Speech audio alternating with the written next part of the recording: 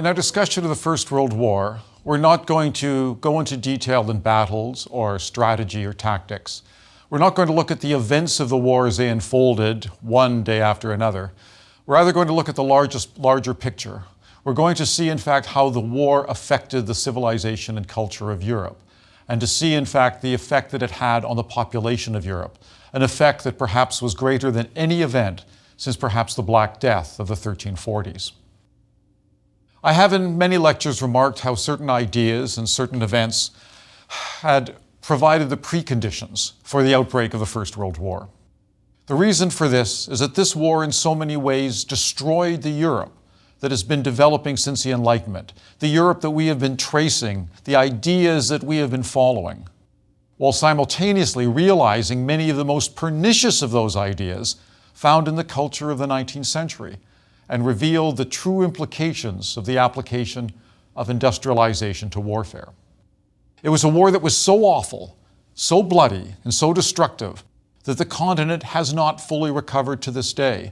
But perhaps now, with the collapse of Soviet communism, which of course was a product of the First World War, and the rise of the European Union, which now allows some measure of cooperation and understanding amongst nations that previously had been mortal enemies, we can see the restoration of confidence within a continent that has, for good reason, been described as the violent continent. To grasp what this war meant then is to go beyond the events, even the politics, and into the lives of the men, the women, and the children who lived through those 4.5 years of hell. To illustrate this, stop in any small village in France, Britain, or Germany, a village of perhaps 300 people, and look for the war memorial, usually prominently located for all to see. Count the names and imagine what proportion of the young men in that community never returned. The numbers were simply devastating. In order for my students to understand this, I give them a taste of what it meant. I ask them to simply find out how many students were enrolled in the university in 1914. And then the next time they walk past the 3 huge Gothic arches attached to Soldiers' Tower on campus, to survey the lists of names. There are far too many to count. To get an impression of what that war meant to people just like them sitting in that classroom. I suggested that the average life expectancy of a second lieutenant on the Western Front was about 3 weeks in 1916. And the men in my class, because of their education and their relative privilege, would certainly have been commissioned as officers. I say then, you would have bid your girlfriends farewell. You've been proud in your uniforms with the pips and the epaulets and your Sam Browne, but you would also know that it was likely before the month was out, you'd be dead. I asked them how many knew about the superstition of 3 on a match. Although no one smokes anymore, many still did because it was part of their family tradition. And I asked them if they knew why it was bad luck to be the 3rd person having a cigarette lit on a match. Well, they didn't. And the reason was that by the time you reached the 3rd person, the sniper in the trench opposite could get a clear bead and the 3rd person would be shot. So you never had 3 on a match. You always put it out after 2. Only with this kind of understanding, only when this visceral sense of the loss of life and the destruction of humanity and the destruction of property and whole nations can we really talk about alliances and policies, or even winners or losers. There are never winners under these circumstances. The larger issues were quickly lost to the citizens of the continent. Every family lost its young men, and it was difficult to believe any longer in those 19th century truisms of progress, of science, reason, and optimism, because these 19th century articles of faith had led to this.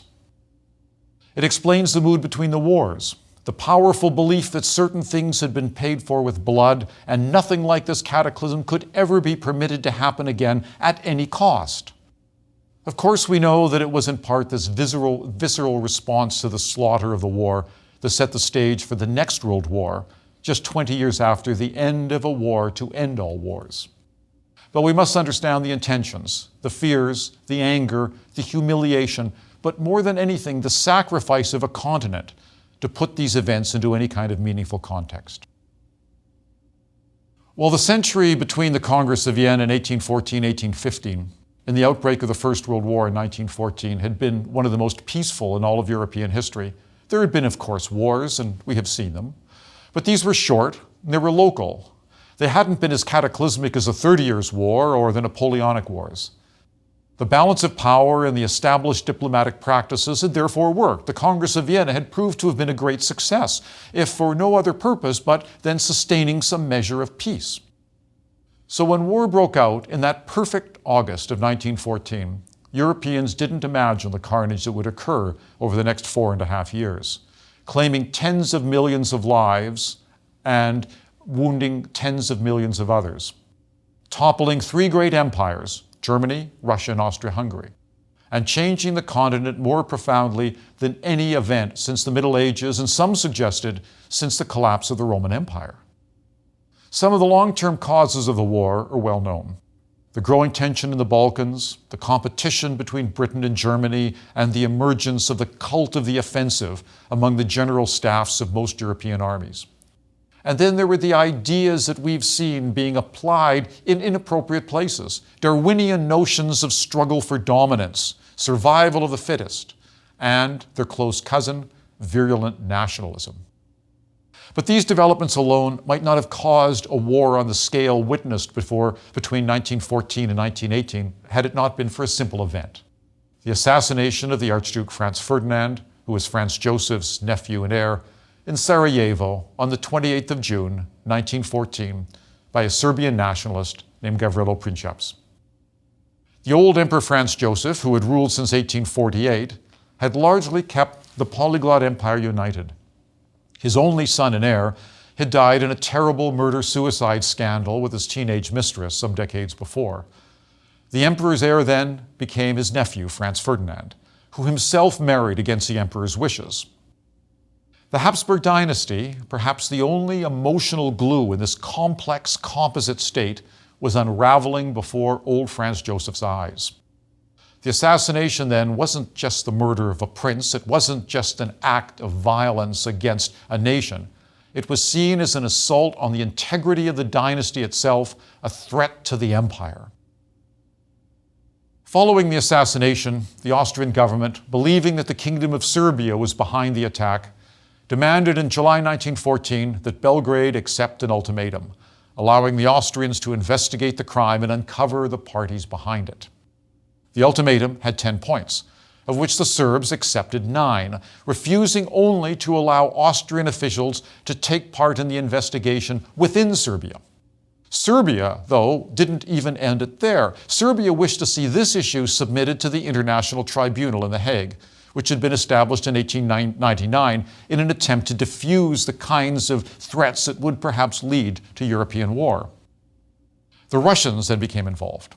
The Russians, remember, saw themselves as the protectors of all Slavs, activating that pan-Slavist ideology which we've discussed previously.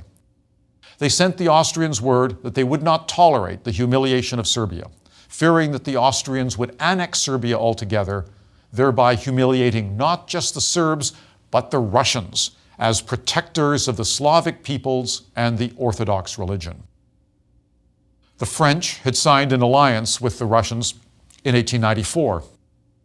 Russia, once allied with Germany and Austria-Hungary, had become detached from that alliance after the dismissal of Bismarck. It was an alliance that Bismarck had advised the emperor to maintain at all costs. The emperor did not. The French informed the Russians in July of 1914 that they would support Russia in a war against Austria-Hungary. Moreover, they insisted that Russia shouldn't back down, as this would damage the prestige of the alliance, known as the Triple Entente. This entente had been forged between France and Russia and included Britain, who had reached an entente cordiale with France in 1904.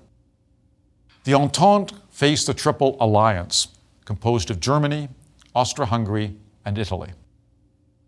When Austria-Hungary sent the ultimatum to Serbia, Franz Joseph urged caution. He was not only an old man, but a very experienced and wise one, and knew the dangers of pressing the Russians too hard through the Serbs. The Austrian General Staff, though, remained bellicose. They argued that it was the war that would reunite the peoples of the empire behind the Habsburg dynasty. Then on the 5th of July, the Germans informed Franz Joseph and the Austrians that they could, quote, rely on Germany's full support.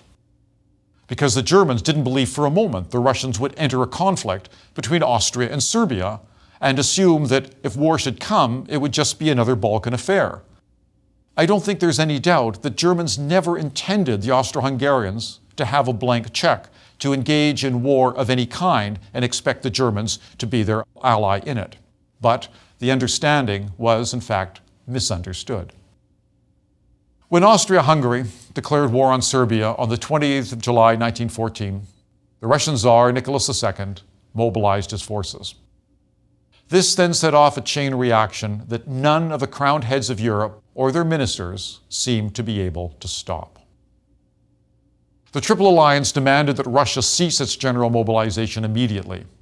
Russia refused, because had Russia stopped at that point, not only would it be humiliation, but also the Russian military plan would not have functioned, because it was required that everything work together and that there be a timetable that was sustained.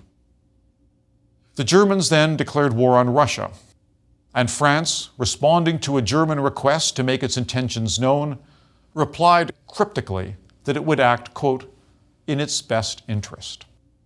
Fearful of losing Alsace-Lorraine, and also remembering the anger that France felt towards Germany and seeing that perhaps there would be a war in the Western Front, the Germans preempted the situation and declared war on France on the 3rd of August 1914. Thus began the Guns of August. A profound insight into the implications of what was about to happen was provided by the British Foreign Secretary Sir Edward Grey, when he said, "The lights of Europe are going out, and I doubt that we shall see them lit again in our lifetime." When the war broke out, the Germans instituted their established war plan for Europe, developed well before hostilities began.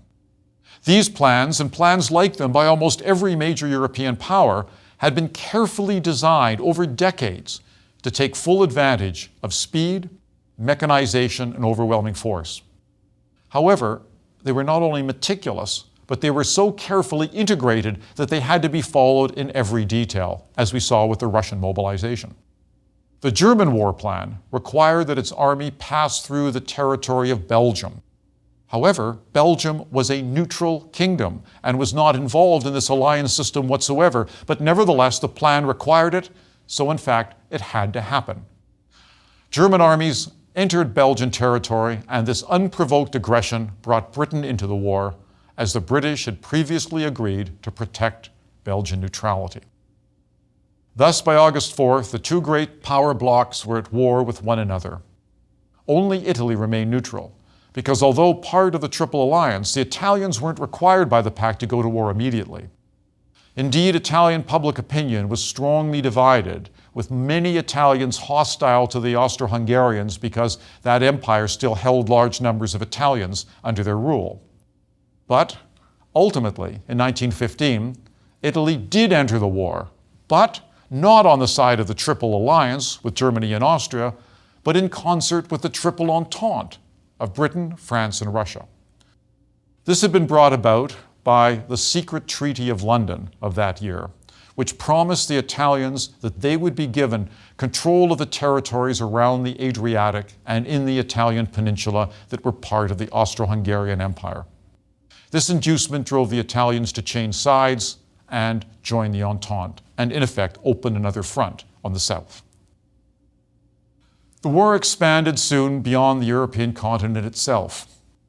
The Ottoman Empire, eager to recover territories that it had lost in the Middle East, entered the war on the side of the alliance. There had been close traditional relations between Germany and Turkey. Japan, hoping to obtain German colonial territories in the Far East, joined on the side of the Entente, further widening the conflict and, in fact, turning it into the First World War. Each side, moreover, justified its decision to go to war, arguing that higher principles guided their policies, principles articulated by 19th century ideologues, politicians, and nationalists. The Entente argued that it was striking a blow against militarism and the brutal attack on neutral Belgium. And in fact, one of the most common images shown was Belgium in the shape of a young virginal girl about to be raped by a huge, brutal simian man wearing a German military helmet. This idea then of almost Darwinian evolution or degeneration was used again and again, that in fact the Germans represented not a higher form, but a more dangerous and unevolved form of humanity. They weren't the Germans anymore, they were the Huns, associating them with that barbaric tribe at the end of the Roman Empire who had wreaked so much destruction across an entire continent. The Austrians, on their part, proclaimed they were merely defending their honor from what they saw as an outright and dangerous attack on their ruling dynasty. The Germans believed that they were defending their superior culture from being encircled, particularly by the Russians, whom they saw as a threat to all of Europe and whose autocracy was barbarous. Ironically, the German Empire said that it was fighting for democracy. These ideas and the propaganda that it engendered, succeeded immediately.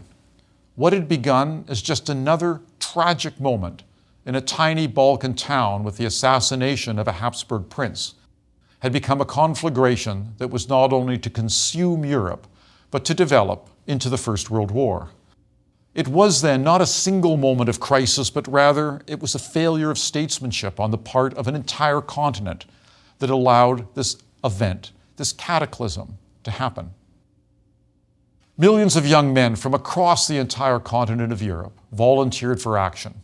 They were driven by 19th century ideologies, driven by nationalism, the desire for adventure in what was universally believed to be a short war.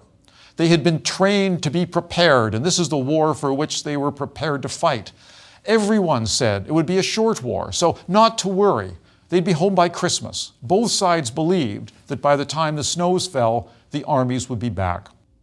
Even the socialist workers, who saw themselves as internationalists rather than nationalists, joined up, showing as much national fervor as any other group. Karl Marx had argued, remember, that workers have no nation. They only have solidarity with other workers. He was proved wrong by the millions. Indeed, when the great French socialist leader Jean Jaurès called for French and German workers to oppose the war, he was assassinated by a French nationalist.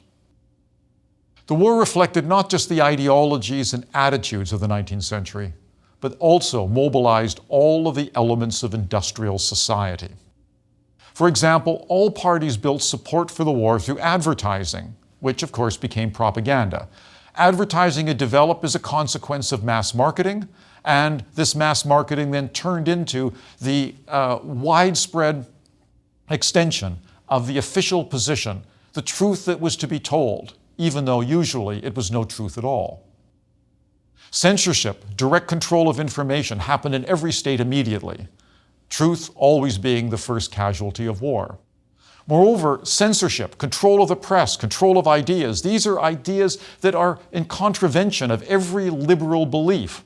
All of those from the time of Diderot who argued for freedom of information, now quite willingly, allowed censorship to happen because they believed it was happening for a higher purpose.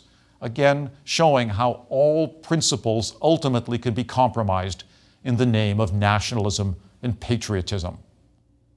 Open lies to keep morale high were spread everywhere. Lies, sadly, that often were believed by generals and officers in the field, leading to the death of thousands and thousands of men. They also employed the full strength of their industrial economies, transportation, technology to fight what became a total war. Every aspect of sophisticated industrial economies would be applied to fight and win this war. The factories were retooled to produce armaments. The railroads were used to carry materiel and men. The disciplined workforce of the factories became the disciplined soldiers in the trenches. And the results of experiments in chemistry and other sciences were put not to mankind's benefit, but to its destruction in the form of explosives and poison gas. And the terrible effects of this application of industrial technology to warfare took its daily toll. As we know, the war was not short, but soon developed into stalemate, in which neither side could break through the lines of their enemy. The German advance was stopped just 30 miles from Paris. You could hear in the French capital the sound of the German guns. And from that point, the war on the Western Front was indeed stalemate. with the French and the British armies digging in along a continuous 475-mile front from the Swiss border all the way to the North Sea. And trench warfare was like nothing anyone had ever experienced, especially not for this long. The trenches would fill with water. They were full of rats. The soldiers had lice. It was unhealthy. It was dangerous. And in the early years in particular, that curious experience of men from farms and factories at the sound of a whistle on the shoulders of an officer who spoke a language and had a culture so diverse from theirs would nevertheless climb over the top and run towards certain death and the automated guns and the machine guns and the artillery of the enemy. This machine gun and this heavy artillery was capable of destruction on a level never before seen. New technology, the aircraft, the Zeppelin, which was first used for reconnaissance and then used to drop bombs, and also for propaganda. Zeppelins flew over London dropping bricks that said, "God punish England." God was on both sides, by the way. It just depended on whether you were German, British, or French to decide exactly which side he had enlisted to follow. Miles and miles of barbed wire, which of course had been developed to pen cattle, were now arrayed across no man's land. That is the territory between the trenches that neither side could command, in order to channel those attacks over the top into killing zones where the soldiers would simply be mowed down by the automated fire of machine guns. Poison gas was used, first as cylinders of chlorine and then later fired from shells filled with choking mustard gas, with millions of soldiers dying, with their lungs being coughed out, blinded, and those that survived in a weakened state, unable to work for the rest of their lives. In 1916, the British introduced the tank, but even this failed to break the impasse, despite the consequent unimaginable and appalling loss of life. This is exemplified by two battles fought during 1916, Verdun and the Somme. In an attempt to break through the French lines, the Germans lost 250,000 men, the French 350,000. To relieve the pressure on Verdun, the British attacked the Somme, that region that would indeed provide some opportunity for relief because the Germans would have to redeploy some of their troops. After 4 months of fighting, the British had advanced no more than 5 miles along a front, suffering 400,000 casualties. The Germans lost 500,000 men, the French 200,000 men. And again, just an example from my own family. Members of my family in the First World War largely saw service in the Royal Newfoundland Regiment. They fought at the Battle of the Somme, and the morning of the first assault, there were 22 officers and 758 soldiers. The end of the first day, there were no officers and exactly 100 soldiers. In other words, 658 men and 22 officers were mostly dead, and the others were wounded beyond being able to fight for the rest of the war. This is the kind of casualty that one saw, and this is what one could expect over 4 years of slaughter. The slaughter had become so terrible and so great that the Swedish government and the socialist parties in the Scandinavian countries tried to broker a ceasefire. The Pope intervened and tried to broker an armistice. But by this point, the losses had been so great in men and money that neither side could accept anything short of complete victory. So every offer of some form of armistice or some form of a ceasefire was refused. Well, what broke the stalemate on the Western Front? What finally ended this terrible slaughter? The tide turned in 1917 when the United States entered the war. Although the USA had contemplated supporting the Entente after the sinking of the Lusitania by a U-boat in April of 1915, the US decided to remain out of the war when the Germans pledged they would no longer attack neutral shipping. But when it became known that the Germans had offered the Mexican government support if they invaded the southwestern United States in January 1917, and when the Germans renewed unrestricted submarine warfare, the US President Woodrow Wilson finally entered the war and sent US troops to France. The entry of the Americans saved the Entente at a dangerous moment. It is possible, given the size of the British and French empires, that the Entente could bleed longer than the alliance, but those troops would have to reach the front, and that was no sure thing. In June of 1917, already, units of the French army were in fact in mutiny, refusing to fight, no longer willing to go over the top to certain death when the whistle was blown. Moreover, in November, the Bolshevik Revolution removed Russia from the war in the East. This, of course, was part of the plan of the Germans, who had smuggled Lenin in a sealed car into Russia to foment that revolution, knowing that if they could end the warfare on the Eastern Front, it would mean that they could deploy those troops to the Western Front and finally perhaps be able to overwhelm the trenches and capture Paris and defeat the French and the British. The entry of the US into the war meant that time and attrition favored the Entente. The large population of the United States, not war-weary with new materiel, meant in effect that the war would be won by the Entente.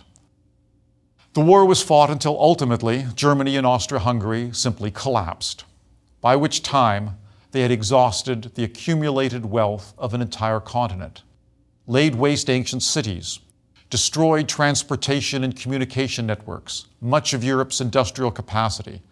And what's more, they had destroyed a set of ideas that had been based on science and optimism and progress, because who could believe in science, optimism, and progress if they had led to this?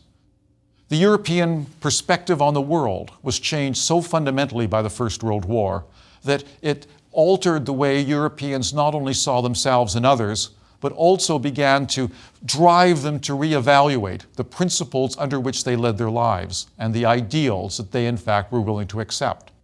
It's only in understanding this that we can possibly comprehend the circumstances of Europe between the wars, as we shall see, and the rise of those terrible regimes of Soviet totalitarian communism and fascism, especially German Nazism. Without understanding what happened during the First World War, these events have no meaning.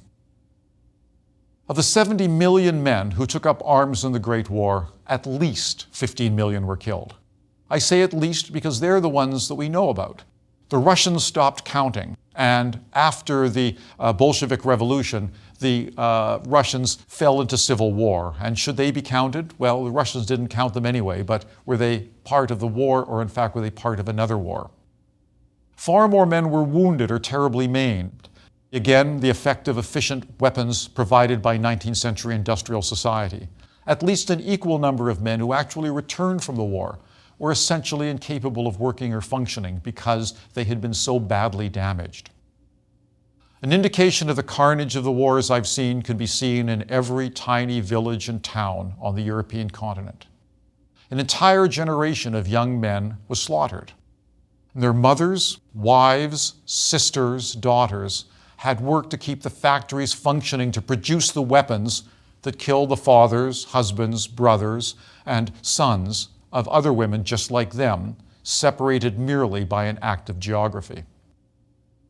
It was clear then that when this war was over, there had to be some form of peace that ideally would be even more successful than the Congress of Vienna in keeping the peace. Because this end of the war had been bought at such a high price, so many dead, so much destruction, that there needed to be an act of statesmanship at such a level that peace could be assured. Moreover, the principles of the 19th century that had driven Europe to war would have to be reevaluated, and the pernicious ones, the ultranationalism, the Darwinian sense of survival of the fittest and competition, should be sacrificed to those of cooperation, to those of democracy and freedom. This, of course, was the intent.